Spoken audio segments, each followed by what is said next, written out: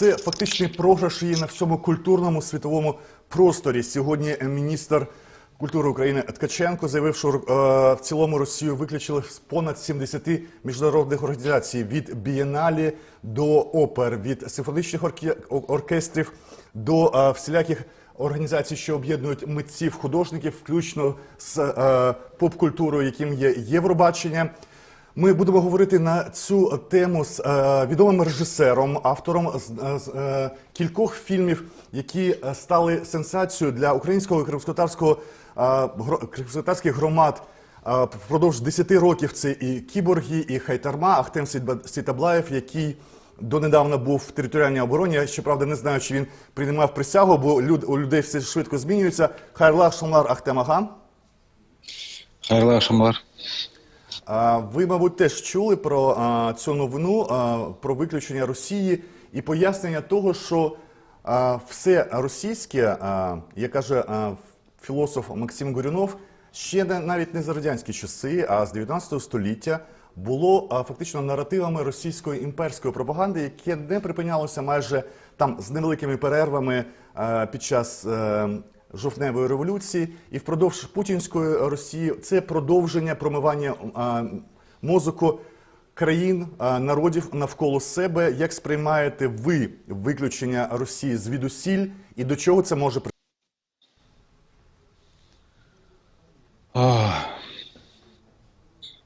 Ну, з одного боку, я радію цьому фактові, тому що, на жаль, за роки незалежності нашої з вами країни, Османської України, на жаль, не було зроблено от таких от, ну, можливо, не таких жорстких, да, і цілком виправданих, як на мене, дивлячись і відчуваючи, що відбувається зараз,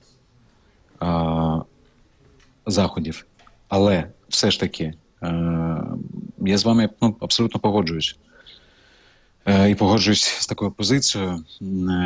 Справедливості раді треба сказати, що такі люди, як Лія Ахеджакова, Олег Басілашвілі, Андрій Макаревич, я напевно, що зможу там назвати ще декілька прізвищ. Ви порушили тему людей-праведників, які, на відміну від навіть декого з українських акторів відомих, які зараз порвуть на собі вишиванку і кримсько-татарську феску одночасно, стали патріотичнішими за це. І тому для мене теж трохи дивує ця позиція «нема гарних росіян», тому що ми знаємо всі про позицію Басилашвілі з самого початку. Ми знаємо про Лілію Ахеджакову, яку ви згадали, яка в день, коли приймали рішення про 15 років за згадування війни, сказала слово «війна» і передала 10 тисяч доларів, які в неї було на підтримку українських Збройних сил. Тому ця радикальна позиція... Так, і тут, я би сказав так, можливо, я там дозволю собі зробити припущення таке, да? Якщо розмірковувати на тему, а от що б сказала сама Лія Ахеджакова або сам Олег Басілашвілі, да? От якщо б була така вілка, от таким чином привести, не знаю, давайте м'яко це називаємо, до ладу мозок їх співвітчизників, і деяких наших з вами співвітчизників, да? От такими жорсткими засобами. Або, і тоді постраждають всі, да? Або є варіант, що можна проскочити, да? Лії Ахеджакової, не проскочити, да? Олег Басілашвілі, а от деяким проскочити, користуючись прецедентом. Мені чомусь видається, що саме від того, що вони чесні і гідні люди, вони самі б запропонували навіть. Мені так видається. Але я не буду за них казати, да? Але і не сказати про них, я, про таких саме людей, я не міг. Пане Ахтеме, а ми зараз в умовах війни маємо забути, що пан Ткаченко не гребував під час окупації і всі ці роки співпрацювати і робити спільний продукт. Зараз це непристойно про це говорити. Зараз треба бути патріотичним, як пан Ткаченко, правильно? Чи я щось не те кажу? Можливо, мені зі Стамбула тут не видно, а пан Ткаченко під бомбами вирішив, що Саме так треба діяти. Ніяких хороших Ну, русських. Ну, я би сказав так. Якщо кожен з нас, і Олександр Ткаченко в тому числі, з так званого KPI станом на зараз, я, ще хтось, ви, робить набагато більше для того, щоб Україна в цілому перемогла.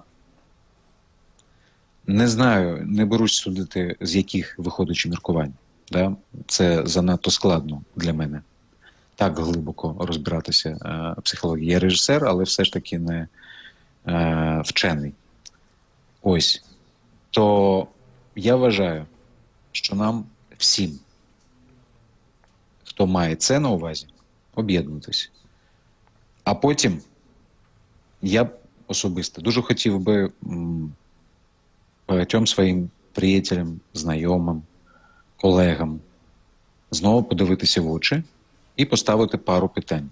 Дякую, пане Ахтеме. І стосовно Я думаю, участі... що ви зможете поставити ці запитання завжди жорсткі, і навіть на моїх ефірах, які не стосувалися політичних тем, а більше таких побутових або, скажімо, кухні, завжди жорсткі в мирний час. В цей час абсолютно відсутність джаджменталу, намагання судити когось, намагання об'єднати від відомого, не тільки кримськотатарського, а і українського, і в нашому регіоні Чорноморського вже режисера Ахтема Сейтаблаєва, автора фільмів «Хайтарма» і «Кіборги». Він був на прямому зв'язку. Я лише додам, що ініціаторами такого розриву і викидання Росії з усіх міжнародних організацій був Український культурний інститут. Ми будемо говорити сьогодні з його представником Алімом Алієвим. Це фактично їхня перемога, це, можна сказати, політична перемога.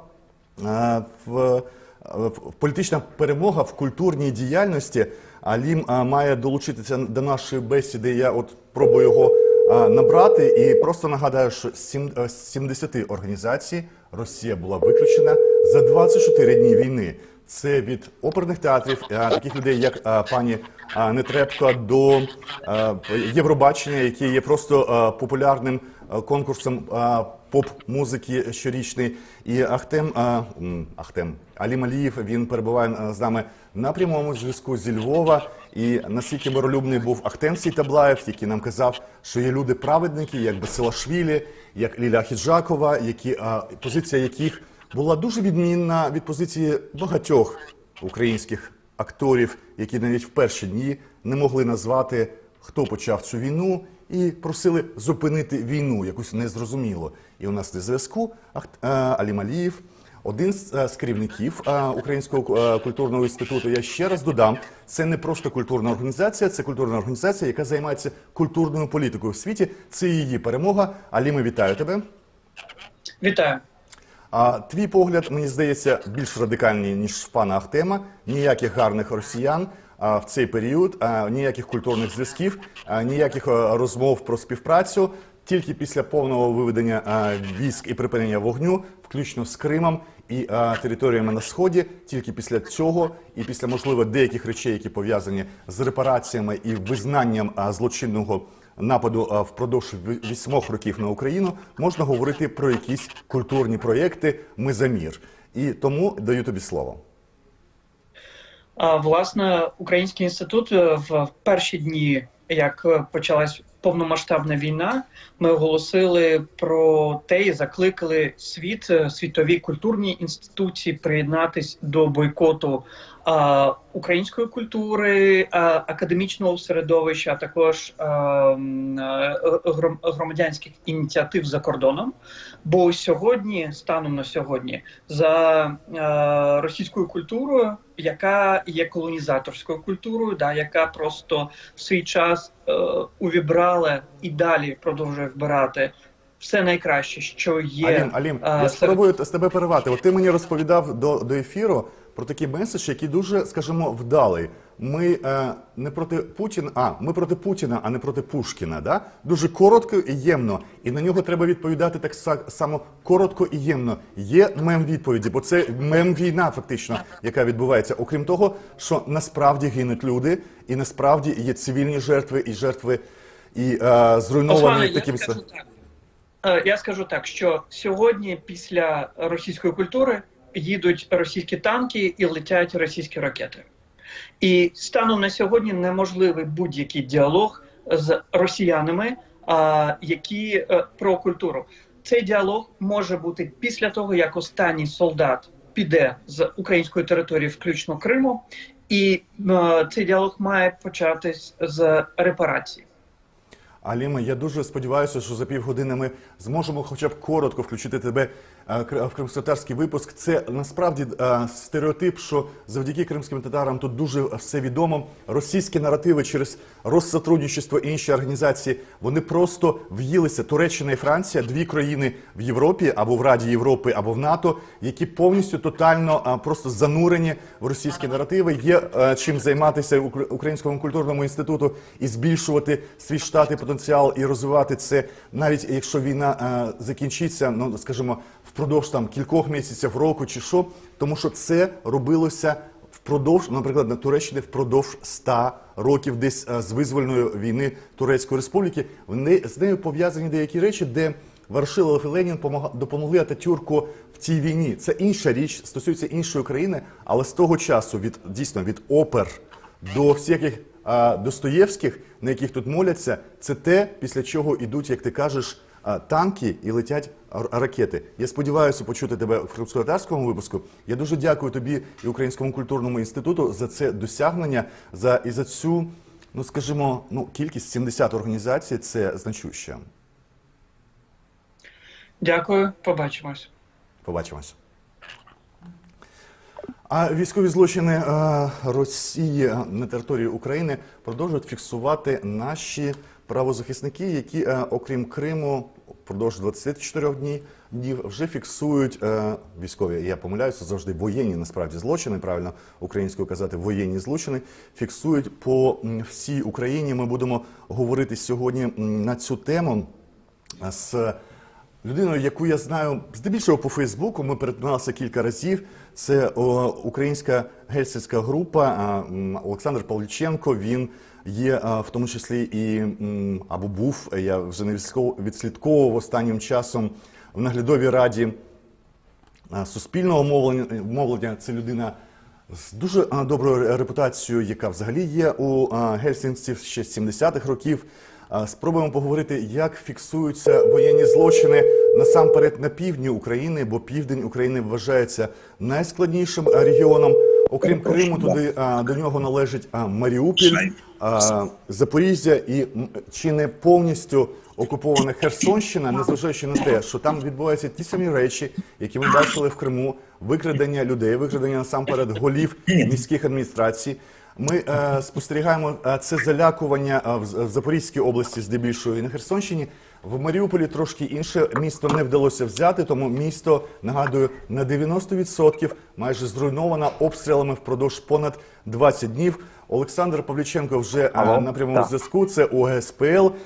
Окрім того, для мене майже рідна людина, тому що це наглядова рада, я, якщо не помиляюсь, з суспільного мовлення досі, якщо ви залишилися в складі наглядової ради. Але я залишився ще на 5 років, вітаю. Але зараз ми говоримо на іншу тему, ми говоримо про фіксацію воєнних злочинів Російської Федерації. Наш канал UASouth. Ми говоримо про всю Україну, але наша концентрація уваги на складний південь. Що ви можете сказати не тільки в загальному, але от конкретні випадки, які мають вражати не тільки емоційно, а мають пояснювати взагалі нелюдяність російської влади і визнання її просто терористичною державою? Передовсім доброго вечора всім. Бажаю безпечного ефіру і взагалі безпеки. І власне саме цієї безпеки на сьогоднішній день передовсім не вистачає на захоплених російською армією окупованих на цей час територіях України. І, власне, ми говоримо про те, що безпосередньо в південних регіонах Херсон у нас є на сьогоднішній день фактично неконтрольований і українськими військами частково.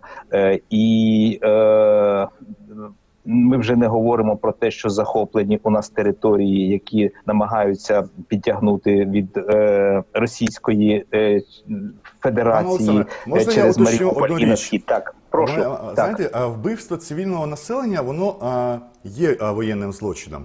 Але от такі речі, я сам зіштовхнувся, коли треба було на прохання знайомих просто якось організувати. Ми в Стамбулі, ми в безпеці, наше мовлення, наші журналісти по всій території України. Коли дві жінки, одна лежача в Чернігові, і в них за ці дні не залишилося їжі тиждень. Тобто ми ще не знаємо, які можуть бути випадки смерті просто від зневоднення і відсутності їжі. Не всі мають доступ в інтернеті, розряджені іноді телефони. Це кваліфікується як воєнний злочин, переведення людей в таке становище, фактично облога і створення умов, коли вони гинуть не або в складному стані не від того, що в них стріляють, а від того, що вони не можуть вийти з небезпечного місця. Дивіться, Осман, ви вже поставили друге питання. Друге питання стосується кваліфікації, чим є, що визнається, яка ситуація воєнним злочином саме.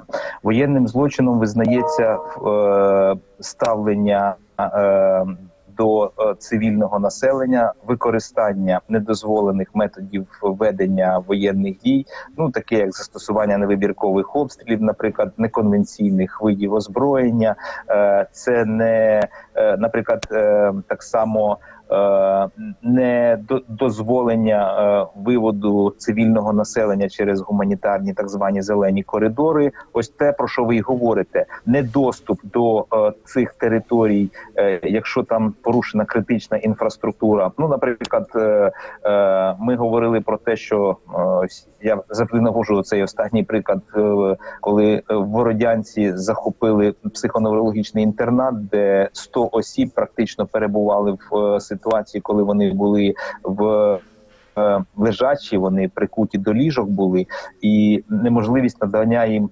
елементарно обслуговування, тому що вони самі не можуть себе обслуговувати, вони потребують зовнішнього обслуговування. Це вже становить фактично склад злочину і кваліфікується як воєнний злочин. І ось те, що ви наводите як приклад... перепрошую, що постійно перериваю через темпоритм нашого ефіру ЮАСАУЗу. У нас 10 гостей впродовж півгодини, тому питання, а що тоді не є воєнним злочином під час війни? Є такі речі, які не є злочином? Що не є воєнним злочином? Так. Дивіться, коли військові стріляють по військовим, вони, кожна з сторін намагається уразити живу силу противника або техніку.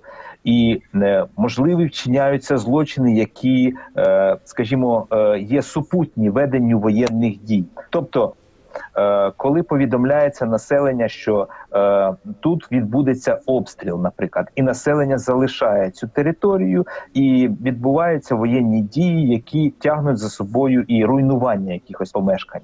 Це є наслідком ведення воєнних дій, але не є воєнним злочином, тому що населення при цьому не постраждало, і це відбулося згідно з стандартами ведення війни.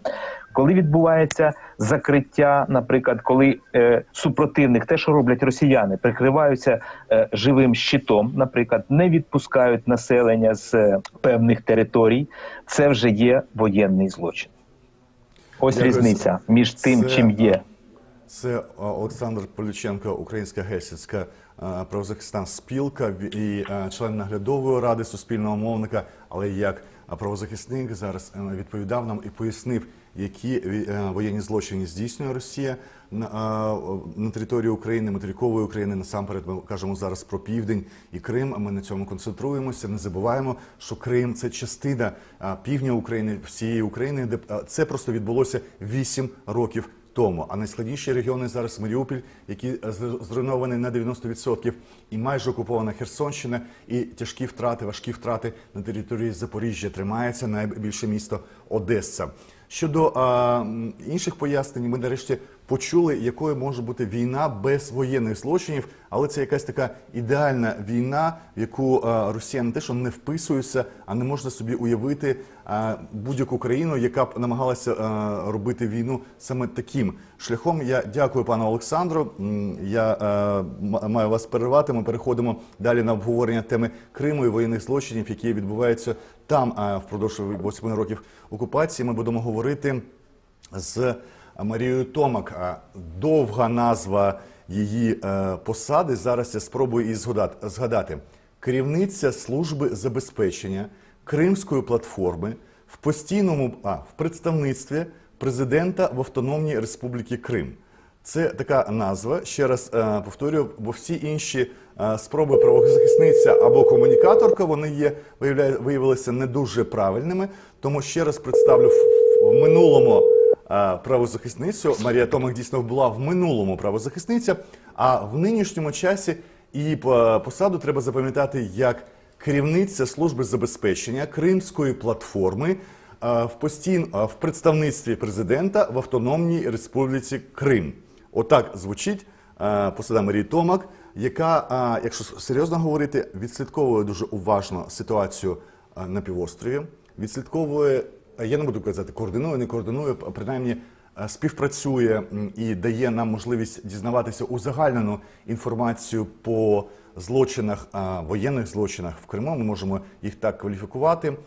Один з них трапився вже під час війни, гарячої стадії війни в Україні. Це якраз такий, знаєте, меседж Україні на день проведення так званого референдуму, адміністративний арешт. От нічого не було, до чого, вибачте, прикопатися по цих статтях. От знайшли Абдурішита Джипарова і щось знайшли про 19-й рік. Треба було дати своїм фанам пояснення, що ми тут всіх і проукраїнських громадян, і всіх кримських татар ми тримаємо в кулаку. І Марії ми можемо дати можливість сказати, що відбувається з Абдурішитом Джипаром зараз. В нього вже, здається, 3-я доба адміністративного арешту. І як триває так звана справа Хізбут Тахрір і доля Нарімана Джеляла. Вибачте, що 3 питання в одному. Нефахова, Наріман Джелял, Абдурішит Джипар, справа Хізбут Тахрір. Коротко. Доброго вечора. Ну, власне, насправді я думаю, що якоїсь дуже нової інформації щодо цих 3 справ у мене немає. Пані Марія, ми маємо нагадувати, бо люди забувають. Нам здається, що ми про це знаємо. А людям, як нове, завжди треба говорити про це. Звісно, так. Тоді нагадаю, що, власне, ви згадали про 3 справи, я згадаю ще і про 4-ту. Так? Власне, у справі Абдурішита Джипарова нам ні про яку нову інформацію не відомо, окрім того, що він зараз відбуває визначене судом адміністративне покарання.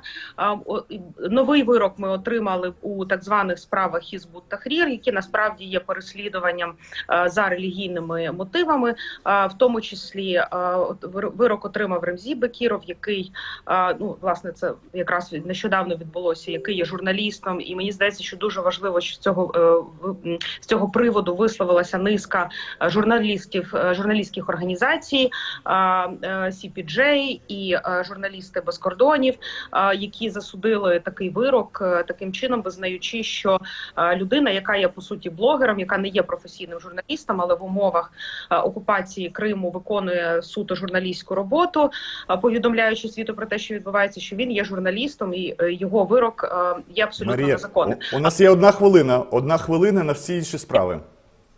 Користуючись цією 1 хвилиною, я просто дуже хочу привернути увагу ще до однієї справи, а саме до справи Олени Гукової. Так? Дуже важлива справа, так.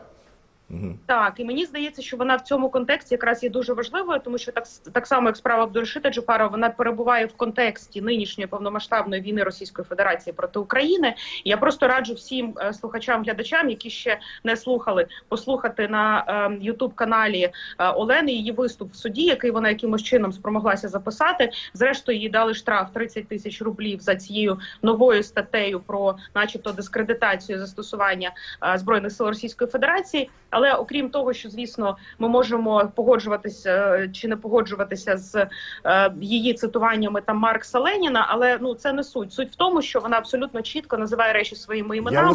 Я лише від себе додам, що як відповідь Лаврова про викрадення Лейли Ібрагімової, вони дуже болюче сприймають, коли ми показуємо, що вони вже жінок переслідують. У них такий є мачо-образ, тому з жінками ще складніше. Тому справа Олени Гукової, ми маємо привертати увагу до тих речей, які вони намагаються робити приховано, і будь-які, всі важливі. Нема для України жінки, чоловіки, якого віку, але ми знаємо їхні болючі місця, і на це треба привертати увагу. Марія Томак, я дуже дякую вам за те, що долучилися, і спробую ще раз назвати вашу посаду. Керівниця служби забезпечення Кримської платформи в постійному представництві президента України в Криму. Дякую. Дякую. Далі ми говоримо про участь іншоземців в військових легіонах на захист України. Вони створюються згідно змін до закону або ухвалення вже нових законів, які потребують впорядкування цієї тематики. До речі, я просто нагадаю, що сама Україна в мирний час не дозволяла своїм громадянам брати участь в збройних конфліктах інших країн і служити в арміях інших країн. Але коли війна прийшла в Україну, це у нинішньої політичної влади змінилося.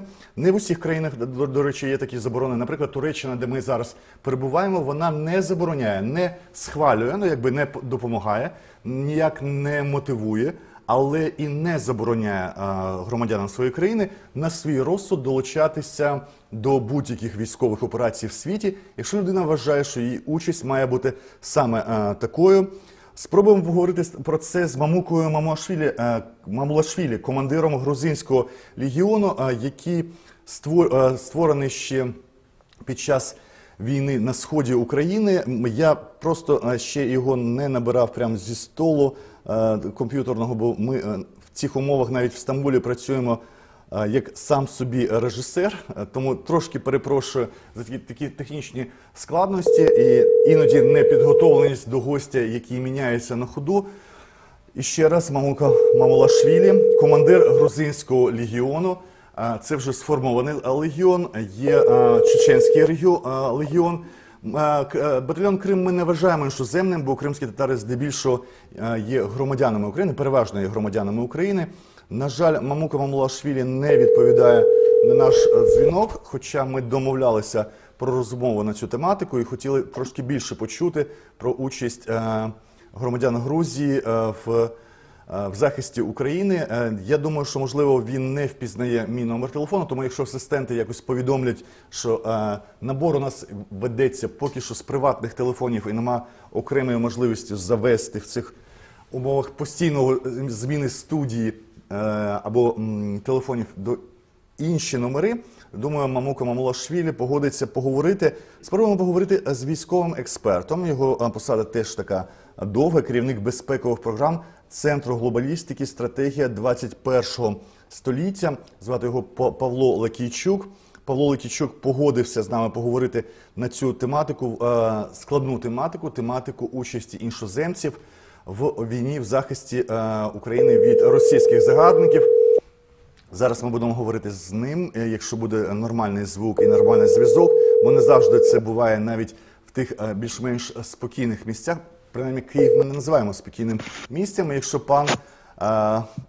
пан Павло вже на зв'язку, я дуже дякую, що ви тримаєте отак камеру горизонтально. Тому давайте поговоримо про тематику, про яку ми спочатку хотіли поговорити, скажімо, з безпосередніми учасниками іншоземних легіонів. На жаль, вибір невеликий. Є чеченський легіон, є легіон грузинський. Україна сама раніше в мирний час забороняла своїм громадянам брати участь в збройних конфліктах і війську іншоземної держави, навіть аж до позбавлення громадянства, якщо я не помиляюся. Зараз Україна закликає громадян інших країн брати участь в іншоземному легіоні. Чи є в цьому якесь протиріччя, на ваш погляд? Я б не сказав, що ж тут є протиріччя, і слід розуміти, що іноземні легіони – це незначна частина наших Збройних сил, сил оборони, і їх участь в першу чергу – це моральна підтримка нашого спротиву, наших Збройних сил, наших вояків, демонстрація і нам підтримки світу, і і демонстрація своїм державам, що Україна бореться, що їй слід допомагати. Це надважлива інформаційна, в першу чергу, складова. Ну, це, скажімо, у нас символічно. Якщо з кожної країни, хай буде це 10-15 людей, але представники всього світу, там понад 200 націй, які існують, з них переважна більшість, понад 150, в ООН висловилися на підтримку України, навіть більше. Да? Там 5 країн, здається, не підтримали Україну. І будь-яка, навіть одна людина з країни, і вже він представник цієї країни, я розумію, про що ви кажете.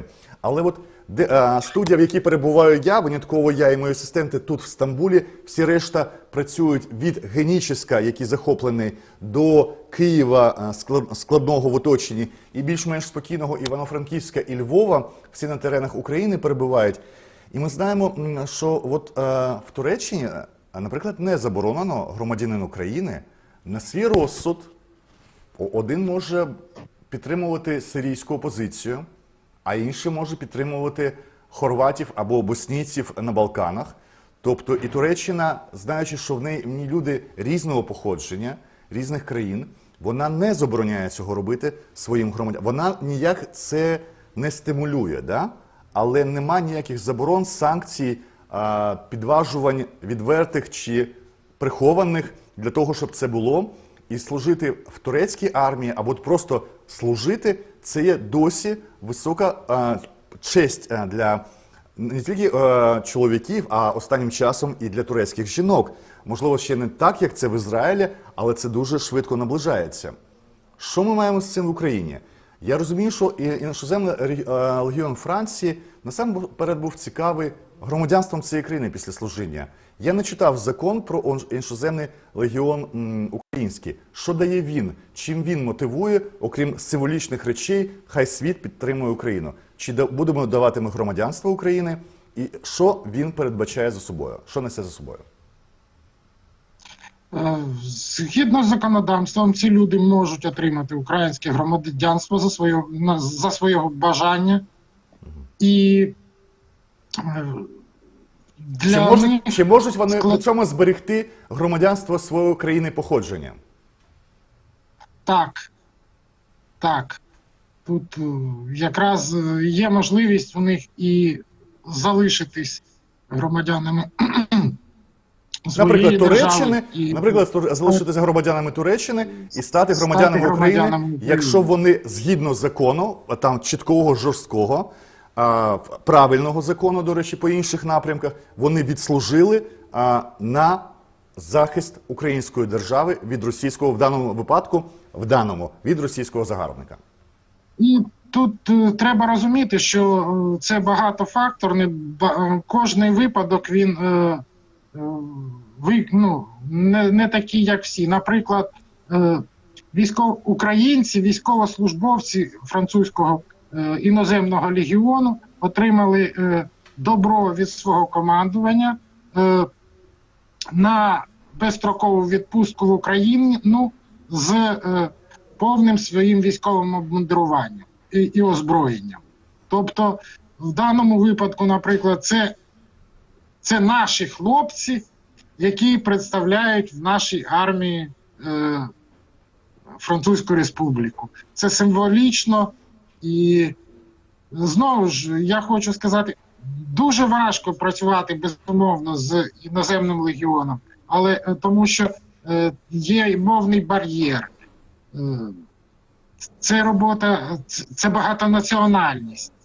І у нас намагаються всіляко створити такі умови, щоб ці військовослужбовці не створювалися,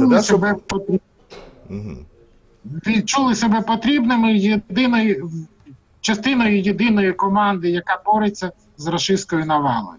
Тобто, ще раз уточню, робиться, щоб вони відчували себе потрібними чи не відчували? Ще раз, був поганий звук. Щоб відчували і були потрібними.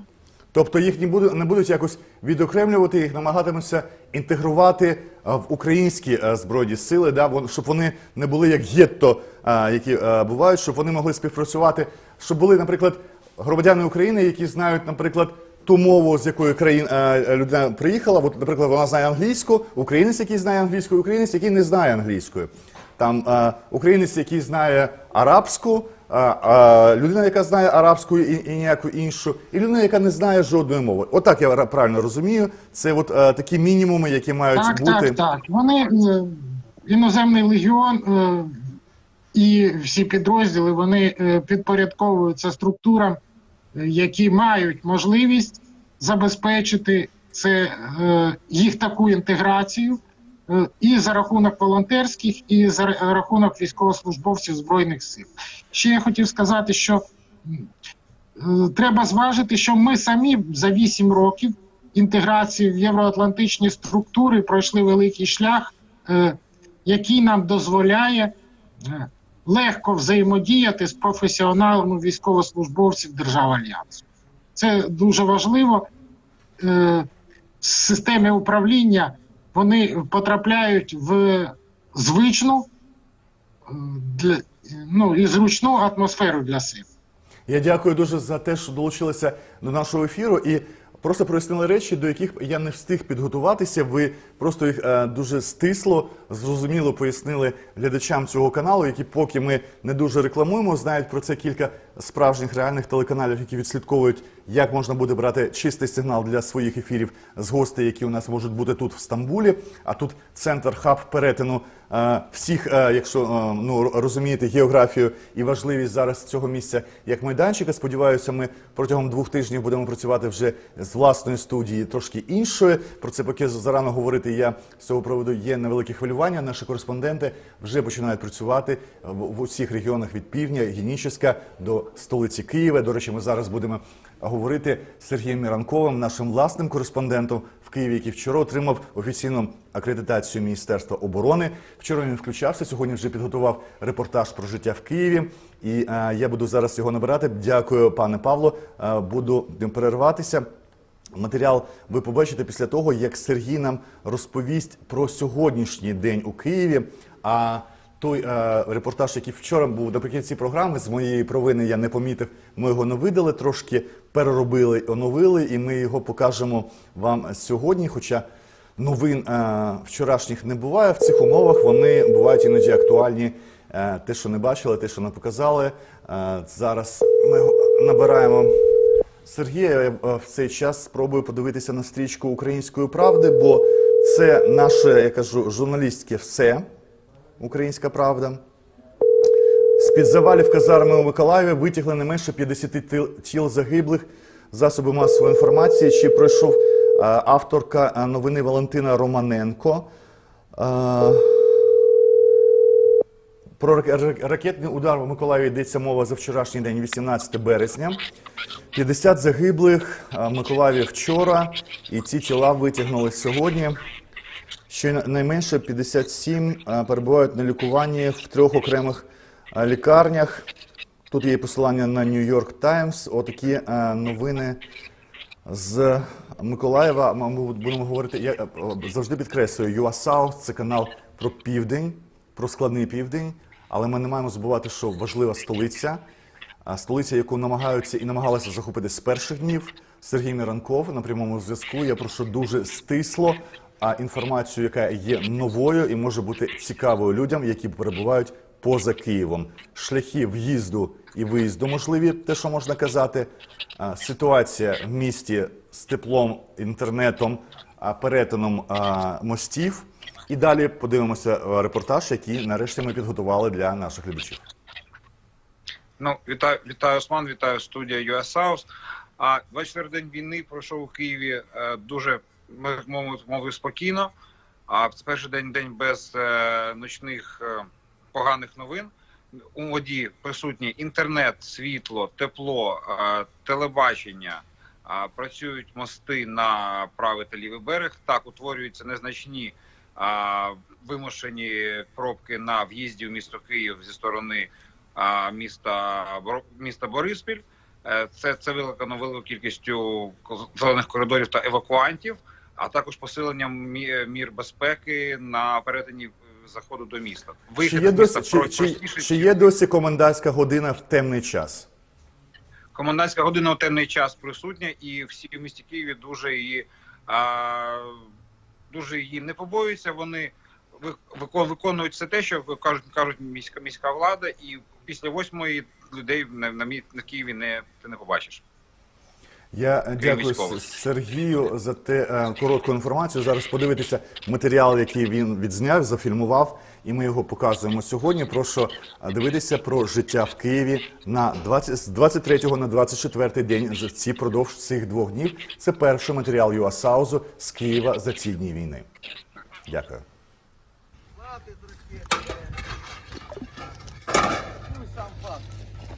Жителі села Княжичі, що під Києвом, розбирають залишки російських ракет. Перед нами знаходиться уламок ракети, яку зараз важко ідентифікувати. З написів точно видно, що вона є російського виробництва. А це пошкоджений будинок 92-річної місцевої жительки. Цілий день бахали. А мужу 92 роки віку. Це я 3-ю війну переживаю. Фінську, німецьку, а це бандитську. Куди ми тут не будемо? Діти повиїжджали давно вже, а ми вже таке. Ми будемо тут. Що Господь дасть.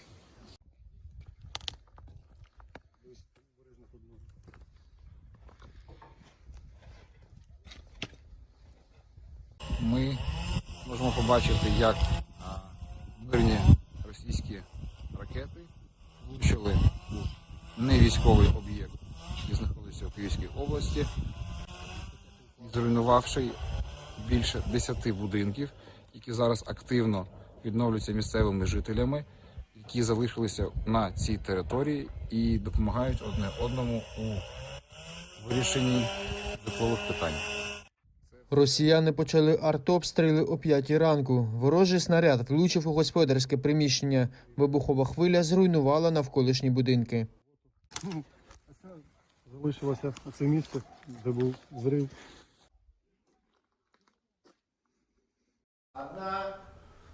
Ну і прикра новина для каналу ЮАСАУС. Впродовж цих днів, поки ми були в такому пробному режимі і включалися з мого приватного каналу Осман Пашаєв, сьогодні ми перейшли на інший канал, вже офіційний канал ЮАСАУС Медіа. Ми втратили можливість говорити з Геніческом. Всі ці дні ми наживо мали інформацію від кримських татар насамперед, але Генічеськ з перших годин війни окупований. Генічеськ в найскладнішій ситуації перебуває з точки зору забезпечення харчами і водою.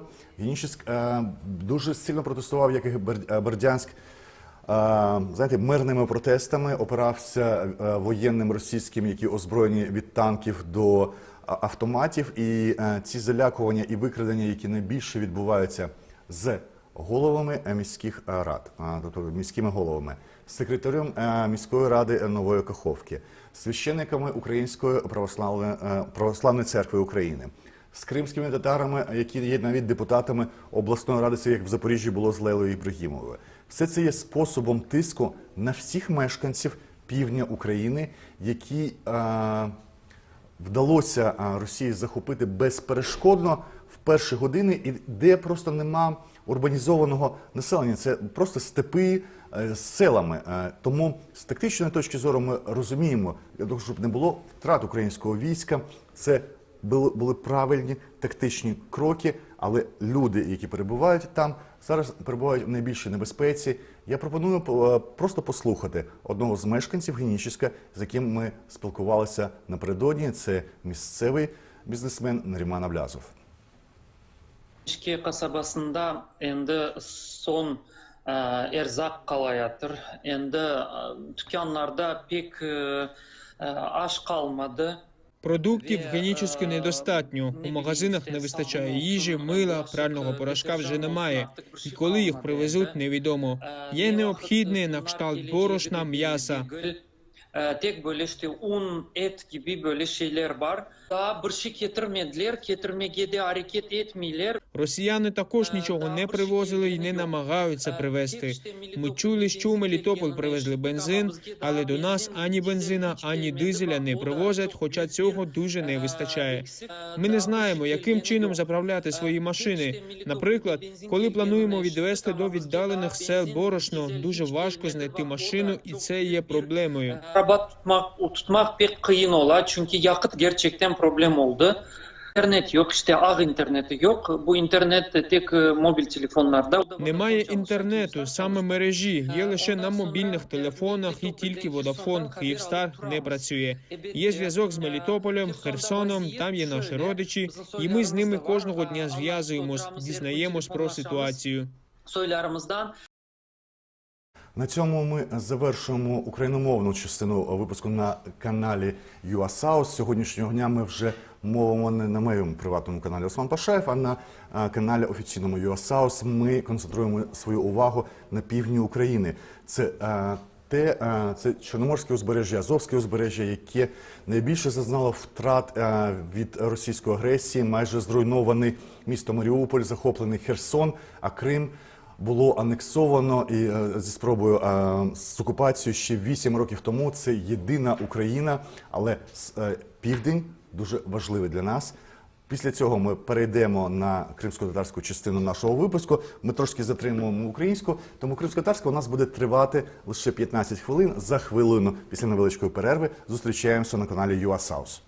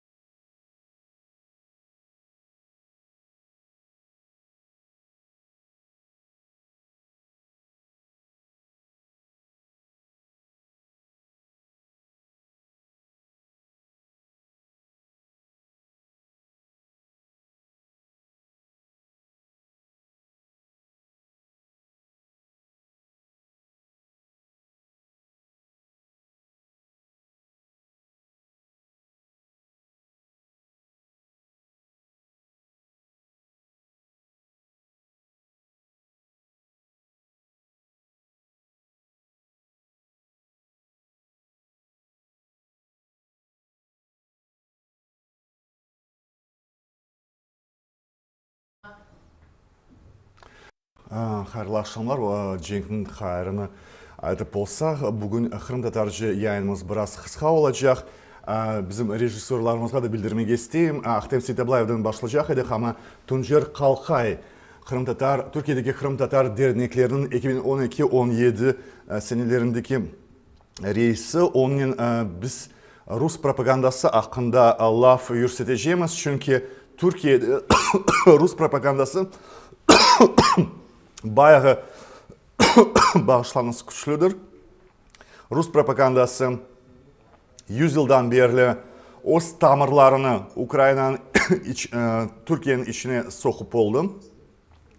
Tuncer Bey Kalkay kamerasında yatay şekilde tutsa evet biz de memnun oluruz. Ve onun bir televizyon keyfiyetinde korup oluruz. Tuncer ağam, hayırlı akşamlar. İşitesiniz mi beni, işitmeysiniz mi? Hazırlık canlı yayında. Hayırlı akşamlar olsun. Bugün Ukrayna'da informasyon tarafta, yani sanal tarafta, sanal sahada cephede bir büyük zaferi vardır. Rusya'nın aynı anda 70 halkara teşkilatından kovuldu. Yani Türkçe'de kovuldu değiller mi? İşte kovuldular. ihraç olundu. Yani 70 teşkilattan ihraç edildi. O Eurovision'dan başlayarak opera birliği kadar, ressam birliklerinden başlayarak birçok müze birliklerine kadar, yani bayağı büyük bir darbe yedi. Rusya bu darbeyi 19 asırdan başlayarak hiçbir zaman yememişti. Arkasında da Ukrayna devletinin Ukrayna Kültür yani Medeni Enstitüsü var. Aralarında da bizim belli semedeşimiz yani yöneticilerinin Alim Aliyev'tir. Yani onların faaliyeti ve onlarla beraber Ukrayna diplomatların, Ukrayna diasporasının dahil Kırım Tatar derneklerin yani bu birçok teşkilatların, organizasyonun katkısıdır. Biraz kısa çünkü zamanımız çok az. Anlatır mısınız Rus propagandasının Türkiye'deki simgeleri ve nasıl edip onlarla mücadele etmek imkanları var? Bilgi yağına da devam etmekte ve Rusya'da çok evvelden beri Türkiye'de de pek büyük bir muhit, çevre edindi bu şeylerden bilgi savaşından dolayı. Onun korungen bir Sputnik degen bir yayın organı var. Bunlar özellikle de Twitter'da da çok etkililer. Bir de bunun yanında Rusya FM, RSFM degen bir radyoları var. Radyoların o kadar çok fazla etkisi yok ama bu Sputnik Türkiye'nin ta içki işlerine kadar her türlü konuda fikir beyan edip böyle bir etki alanı yaratıp daha sonra da böyle bir birliğe yapar. Türklerge biraz ketmesin, ahır ketmesin. Sputnik'i başarısı bilirsiniz mi ne de var? Sputnik birçok Türkiye medyasından bir farkı var. Türkiye içinde hiçbir taraf tutmuyor. AKP, CHP, HDP hiçbir tarafı tutmuyor. Sankidir böyle tarafsız bir haber yapar. Ama bu tarafsız haberin içinde o zehirini sokar. Mesela sadece Türkiye Sputnik'te Poklonskaya ile yani sözde savcı Poklonskaya ile ben izledim 34-36 ulusal Sputnikler var. İndonezya Sputnik, Malezya ama sadece Sputnik Türkiye'de çıktı bu Poklonskaya savcı ile Kırım'ı anlatan bir röportaj. Demek ki çok profesyonel çalışmaları var bu ağların ve bunların yok etmek için ne çabalarda bulunmak gerek?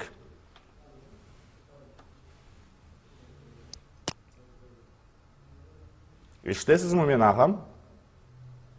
Ben en son sözünüzü eşitmedim ama yani benim aytacağım Sputnik'in bunda tabii ki görünür bir etkisi var ama bir de görünmeyen bir organizasyonu var. Yani Türkiye'deki her şekilde muhalif olgan insanlar nasıl da olsa çok farklı yaktan da olsalar Sputnik bunlarını gizli olarak mutlaka bir yakta teşkilattay. Onların her şekilde bir Rusya'ya yakın bir adam veya özlerini kullanabilecek bir şekilde getire. Nasıl da olsa Türkiye taraf tutmayın da deseniz öyle gibi görünüyor ama özünle alakalı pek çok şeyde haberine yanlışlama falan yapıp verir. Mesela Kırım'la alakalı şeylerde pek çok gördük biz onu. Kırım'la alakalı Türkiye'de bir olay eğer de kamuoyuna yansıkan olsa onlar onun tam tersi olacak şekilde Türkiye'nin böyle bir şantaj yapacak gibi haberlerini yaparlar. Mesela Ekim'in 20 senesinde bu Suriye'de 34 tane askerini öttürgenediler. Türkiye o çok ses çıkarmasın diye öyle de pek çok işte tarihte yapkan bu savaşlarını anlatıp onlardan pek böyle bir şantaj gibi şeyler yapıp oldular. Ve iki dakikamız var. Lafınızı kesem pek can yürekten yani özür dilerim yani affı isteyeyim sizden ama sorularım daha var ve onların açıklamasını isteyeyim. Çünkü pek mühimdir. Ogrend'de biz bu Ukrayna'nın yabancı legionlar kanunu o kanuna göre Ukrayna savaşına, Ukrayna ordusuna ve Ukrayna'nın yardımına Rusya'ya karşı çetel memleketlerin vatandaşları katılsa onların vatandaşlık kadar imkanları peyda ola. Yani Ukrayna vatandaşlığı bir zaman kimseye Amerika'ya bile öyle kolay verilmezdi. Pek zengin memleket olmasa da işte öyle bir siyaseti var. Bugün Ukrayna'nın bir 150'den ziyade memleket destekleyen son Birleşmiş Milletler'de Ukrayna büyük bir destek istemiyor. Allah'ıma göre uzmanlarla konuştum. Sembolik olarak bir memleketten bir insan bile katılsa orduda o semboldür. O ülkenin yardım semboludur. Ve şimdi soracağım bekim ağır gelmesin sualım. Kırım Tatarları için, Kırım Tatar diasporası için bu meraklı bir şey mi? Vatandaşlık verecek bir şey. O vatanını 200 yıl evvelsi unutulgan vatanını, yani zorlukla çıkarılgan Rusya çarlık zamanda baskının, öldürmelerinin, denizlerde batmasının, yani birçok şeylerini tarihte unutulgan gibi görünüyor. Bugünkü diasporaga bu meraklı olabilir mi? Evet, soru belki provokasyon gibi de onu algılarsınız. Bilmiyorum ne edeceğiniz ama sizin fikrinizi eşitmek isteyeyim. Tabii şimdi Ukrayna çok büyük bir haksızlıkla uğraydı. O da vatanını savuna. Onun için her şekilde böyle bir adam, hür iradesinden Ukrayna'nın yanında olması lazım. O kadar nasıl da bir yardım olmak gerek olsa mutlaka o yardımlarını yapması gerek. Böyle biz Ukrayna'nın her türlü çağrısına kol tutmak gerektiğini gayet yakşı bilemiz. Lakin bunda sizin aytkanınızda onda bir asker olarak yardım etmek nasıl olacak bir şey yapkanda benim etrafımda da bazı adamlar sorap olurlar bu işte nasıl olacak falan hep. Biz onların elçiliklere yönlendiremiz. Lakin onların aytkanı kadarına da onların elçilikten böyle bir kartı olumlu bir cevap alamaganlarını aytalar. Bir de bu bak Türkiye'de de şöyle bir kanun var. Eğer de izin almadan bu memleketlerin şeyine katılırsan, asker olarak olursan seni vatandaşlıktan çıkara öyle bir şey var. Katlı bir kanun var. Bu Ukrayna'dan alakalı da bir de yani çok evvelden olgan bir şey olgan için yani işin bir boyutu var. İzinli Türkiye devleti vermesi lazım değil mi? Türkiye devletinde? Bu kanunen, evet kanunen. Eğer bir adam böyle bir normal yoldan ketecek olsa izin alması gerek. Yani her memleket için öyle bir boyunu var. İkinci yönde bizim anlatkanımız, tuyganımız kadarından bu işe işte elçilikte ketken adamlar maalesef ondan pek müspet cevap alamaylar. Elçilikte onlarını kabul etmiyor. Fakat bunun da nasıl olacağını pek bilinmiyor. Belki de benim bu aytkan sebebimden dolayı elçilikte böyle bir izin kaytarmak için onlardan onlar da nasıl da olsa Türkiye'de bir faaliyet göstergen için Türkiye'nin kanunlarında uyup o izinde belki bakmaları gerek. Belki ondan dolayı bir şey olabilir. Ama bunun yanında ben etrafında Ukrayna'nın yanında savaşmak için gitmek isteyen adamların gören ve bunlar bizzat ben işte mesaj taşıylar bazen telefon açıp öyle adamlarla da çok konuşamam.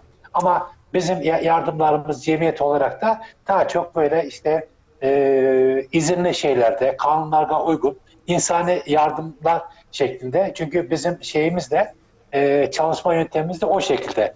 Veya Türkiye'de yapkan işte Kızılay gibi, AFAD gibi veya Ukrayna Büyükelçiliğinin yapkan yardımlarına kol tutmak gibi olan. Çok sağ olun Tuncer Kalkay. 2012-17 seneleri arası Türkiye Kırım Tatar derneklerinin genel reisiydi ve bizden bu yayına katıldı. Çok sağ olunuz katkıda bulunduğunuz için daha beklerimiz bu yayınlarımızda. İnşallah devam edeceğimiz İstanbul'da stüdyomuz. Bizim muhabirler Ukrayna'nın en zor bölgeleri Cenişke'den başlayıp başkent Kiev'de ve biraz rahatça olan Garbi Ukrayna'da çalışırlar. Sizge malumatlarını hazırlamak için şimdi tavsiye ettim. 1,5 dakikalık başkentten bizim öz muhabirimiz Sergey Mirankov ve Ruslan Halapov bu malumatını hazırladılar. Kiev'nin 24. günü böyle sıradan bir yaşam hayatı. Sağ olun. İşke kasabasında endi son erzak kalayatır. Endi dükkanlarda pek aş kalmadı. Ve ne bileyim işte sabun olsun, bulaşık deterjan olsun artık bir şey kalmadı endi. Ne vakit bunlar geleceği de belli değil. Tek böyle işte un, et gibi böyle şeyler var. Daha bir şey getirmediler, getirmeye de hareket etmiyorlar ve daha bir şey gelgeni yok. Tek işte Melitopol'ge benzin gelgenini işittik ama bizge daha benzin, dizel hiç gelmedi. Bak o da çok büyük bir eksik. gerçekten arabaların nenen yürseteceğimizin bile almayımız. Mesela uzak köylerge un alıp gittik degende işte araba tutmak pek kıyın ola. Çünkü yakıt gerçekten problem oldu. İnternet yok, işte ağ interneti yok. Bu internet tek mobil telefonlarda. O da Vodafone çalışsa, Kyivstar çalışmaydı. Ondan sonra Melitopol'den, Hirson'dan haber alıp turamız. Elbette Hirson'da vaziyet şöyle, bizim soylarımız da var, anlatıp da oturamız, erkun telefonlaşamız soylarımızdan. Bizim bugünkü yayınımızda biz Kırım'dan belli Kırım advokatını, belli hukuk kurucusunu, hak perverini, Leyla Gemici'ni koşamız. Leyla Gemici birçok böyle sözde Hizb-ut Tahrir davalarında koşula ve birçok insanını korçalay bu uydurma cinayi işlerde. Bu Hizb-ut Tahrir davasını unutmamak gerek.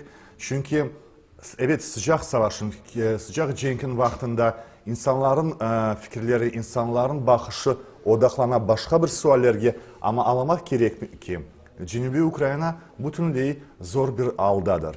Ve bu cenk daha 8 yıl evvelsi Kırım'dan başlayan edi. Kırım'ın zapt edilmesi, işgal edilmesi ve demokratiyanın yok olması bu savaşın bir ilk adımlarından biridir. Ama aslında baksak Sovyetler Birliği'nin ecdadlarından 92 senesi en küçük ve en belki zayıf memleketleri Moldova'dan başlayan eldir bu cenklerine. Ama şimdi siyasi suallerge koşulmamız doğru değil çünkü Rusya kanunlarına göre adda yaşayan insanlar cenk sözü için yani cenk sözü söyleseler 15 yıl hapis cezası aytabilirler. Onun için Leyla Hanım'ın biz konuşacağımız insanlar hakkında, insan hakları hakkında ve ayrı ayrı şahsi uyku ve böyle hikayeler hakkında Leyla Hanım bu işte ne haberler var, ne kılmalar var, ne zorluklar var. Bazı da sizge belki koronardır, umuyum değildir ya da meraklı değildir. Ama bilirsiniz mi Ukrayna'ya onu anlatan vakitte Ukraynalılar hatırlarlar. Merhametlik bunda var. Onu her vakit hatırlatıp aytmak gerek ve yanlışlarını ailesilerinden, apaylarından, ballarından, ana babalı dostlarından o şeylerini eşitmek gerek. Samimi şekilde. Neler aytabilirsiniz? Men hatırlamayı isterim. Hizb-ut Tahrir davaları bütün cinayi işlerin arasında en çok davaları. Kutlevi, böyle kutlevi bir davadır. 120'den ziyade insan var yani. Kutlevi bir dava. Bugünkü en azdan 40 adamın mahkemeleri geçiyor. Sonki haftaları bayağı bir kararları çıkarıldı. Bu kararlar haksızca çıkarılan. Men bilesem 12 yıldan 19 yılgaca bu cezası kart adamlarga, esli başlı adamlarga, hasta adamlarga ölü cezası saymak gerek. Keni de aytmak gerek, sonki vakitları tek koloniya cezası verilmey. Da koşula 5 yılgaca türme cezası. Siz sorasanız ne durum men aytırım. Bu 4 duvar içinde 5 yılın içinde oturacak adam. Yani hücrenin içinde, hücre içindeki oturmadır. Yani böyle taş hücresi tamamen insanın kaplanması yani. Böyle hayvan gibi. Hayvan gibi doğru. Şimdi aytmak da gerek 20 adamga 15 tane toşik, haftada 2-3 kere havaga çıkmak ve ilahli kıyınlıklar. Bu kıyınlıklar mahsus ediliyor bizim vatandaşlarımızga. Öyle haksızlıklar çok olan. Sonki en yarı haksızlık o Kırım köprüden emayecilerini mahkemeye yibermeyenlerin aytmak isterim. Korantalar da yibermediler, dindaşlarını yibermediler mahkemeye. Ama o endi bir normal şey olgan. Emayecilerini, avukatların yibermeyenlerin bu haksızlığının en topesi olan. Men korantalar, dindaşlar mahkemeye gelse adam kuch ala. bu adam cemaat destekinin devam etmeye tırışa. Ama bir şeye bakmazdan hem de bütün dünyaya göstermeye tırışarlar bizim ballarımız temiz dinden tek imanlı adam olan. İslam hakkında, siyasi hakkında laf etseler de terörist olmaz. Bizde olan bir mem kullanılan Kırım'da bizim ballar bu kitap teröristleri. Yani kitapka odaklangan, kitaptan baş kotermegen insanlardı. Yani okunen yengen, bilginen yengen. Sağ olun Silda Hanım, men sizden de afu isteyim çünkü bu kısa yani mesela 10 misafir çağırdık, bayağı dinamik bir şey oldu. Kimsenin unutmamaya tırışamız. Nariman Celal olsun mu meclis azaları tarafından, Hizb-ut Tahrir olsun mu, ayrı her hikayenin 120 olsun, olmasın elbet 130-140, 120 insan varsa 40'ı hapislerde, kalganlar beklegendi. İnşallah umut etemiz ki başkaları düşmez hapislerge ama bir realist de olmak gerek, anlamak bu Rusya'nın dinamiki, bu cenk bitmeyince, Rusya tamamen kayıp etmeyince, yani bir zor koruyan bir iki işlerini yani hapislerden çıkmasını evveldi, kim bilir. Ama en azından işanamız bu şeyge ve hikayeler olması gerek ve bizden bağlanıp da hiç çekinmeniz, hiç meraklı olmaz diye bir düşünceleriniz olmasını çok teşekkür bildireyim. Leyla Gemici, Kırım'ın belli advokatı ve birçok cinayi işlerde sözde Hizb-ut Tahrir davasında insanlarını korçalayan bir advokattır. Sağ olunuz ve bugün biz yine Ukrayna'nın büyük zaferi hakkında konuşamız. Medeniyet sahasında Ukrayna'nın teşebbüsüyle Rusya aynı zamanda 24 günde savaşın, Cenk'in sıcak savaşın 24. gününde 70 halkara yani uluslararası Türkçe degende teşkilatından kovuldu. Eurovision'dan başka tiyatro birlikleri, operalardan başlayıp bu Anna Netrebko gibi yıldızlara, diğer müziği, medeniyet yani birçok şeylerde Rusya artık azad değil. Rusya artık 70 teşkilatta yok oldu. Bu darbeni Rusya 19. yüzyıldan beri yemedi olmadı. Ve bu hafta biz zaferimizin yani teşebbüsçileri, Ukrayna Medeni Enstitüsü ve onun yöneticilerinden biri semedeşimiz Alim Aliyev'le laf edeceğimiz. Alim Aliyev bu işini bayağı yıllar sürdü. Bayağı degende de aslında enstitünün kurulması 2-3 yıl var mı yok mu ama bayağı faal olganı diyeyim. Alim, sualim sormazdan evvel Ukrayna Enstitüsü kaç yıl? 2 mi 3 yıl mı var? Aslı kıskadır. Selam Osman. Ya, Selam. 3,5 yıl. 3,5 yıl. 3,5 yılda siz bu yana bir şey olup aldınız, urdunuz başına yani Rusya'nın ama elbette sizin ittifakta olan bütün dünyada yani sizin müttefikleriniz yani soyuzniki vardır. Aytacak şey olsa biz Ukraynaca bayağı malumat aldık. Kıskadan anlat. Niçin bugünkü haber, niçin 70 teşkilattan kovulması mühim bir şeydir? Niçin medeniyet cenkte o kadar mühimdir? Evet, ya, sağ ol Osman. Bakınız, bu günleri Ukrayna İnstitütü Rus medeniyetini boykot ilan etmeye çağırdı. Ne için? Çünkü bugün Rus medeniyeti müstemlekecilik medeniyettir. O yıllardan Rus propagandasını ziyer gibi insanlarına başına sokar. Operasından edebiyata kadar, filmlerden resimlere kadar maksatlı insanın mayı yuvup öz tarafına çekmedir. Aytarım öyle. Rus medeniyetinden son Rus tanklar, keteler ve Rus raketalar uçarlar. Onun için başta cenkinin bitmesi ve Rus ordusunun bütün Ukrayna'dan Kırım dahil çıkması ve sondan biz bir diyalog bekindeki başlarız. Yani şimdilik hiçbir diyalog cenkinin sıcak vaktinde yapılması doğru değildir. Evet, evet. sağ olunuz, Alim Aliyev, Ukrayna Medeni İnstitutu'nun yöneticilerinden biri ve zaferlerin biri.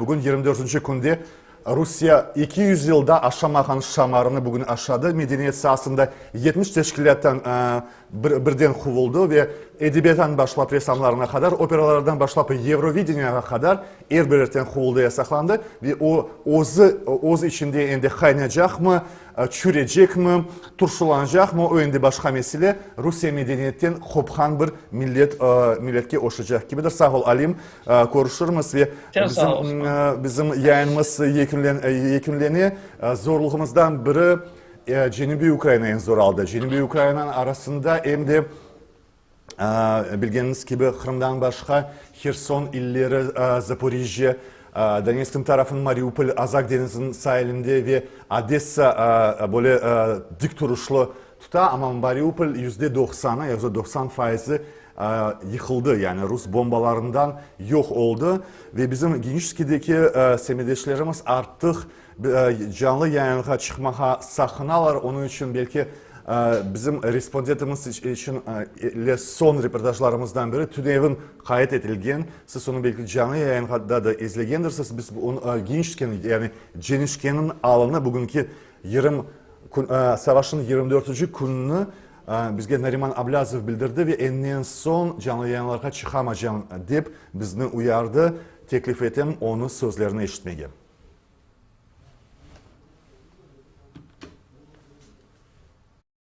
Genişki kasabasında endi son erzak kalayattır.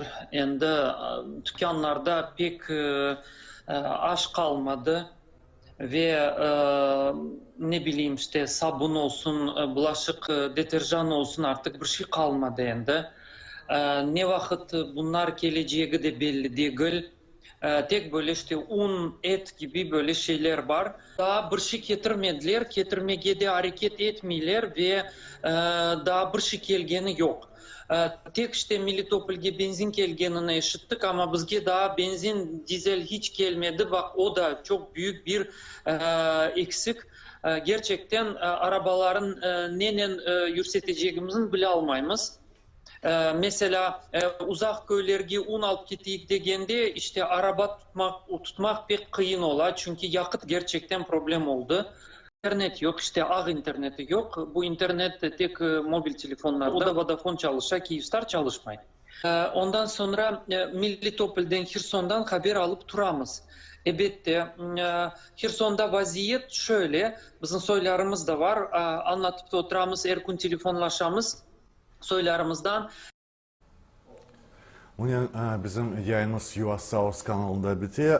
Bir gün sizden izin istep pazar günü rahatlanacağımız. Bir sıcak haber olacak olsa bizim kanalımızdan en azından telefondan bağlanıp bizim muhabirlerinin görüntülerini alıp sizge ileteceğimiz. Ama kanalımız şimdi böyle bir şekilde çalışacak. 6 günde saat 8 Ukrayna vaktinin, saat 9 Kırım ve İstanbul vaktinin bir saat devamında başta Ukrayna tilinden sonra Kırım Tatar tilinde sizge yayınlar, haberler hazırlamağa ve meraklı insanlarını, konuğa yakın, mevzuğa yakın insanlarını, mütehassıslarını celp etmeye hazırız. Belki de sonra hem de İngilizce sunucularımız da peyda olacak. Albarıcılarımız buradan geleceğin planlarıdır. İnşallah o da gerçekleşir. Sizden sağlaşan pazar ertesine kadar bir acil vaziyet ve durum çıkmasa başımızdan. Sağ olunuz.